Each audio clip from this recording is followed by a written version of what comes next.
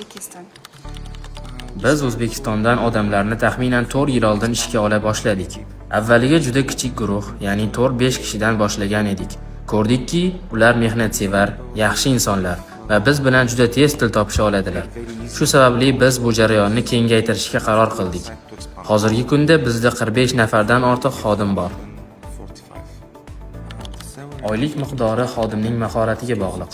Bizda bir nechta darajalar mavjud. Masalan, operatorlar avvaliga assistent operator sifatida eng past lavozimdan boshlaydilar. Ammo o'tgan 4 yil davomida 5 nafar asosiy operator yetishib chiqdi. Ular yangi ishchilarga avtomatlashtirilgan uskunalardan to'g'ri foydalanishni o'rgatishgani sababli ular hozirda yaxshi maosh olishadi. People from Uzbekistan.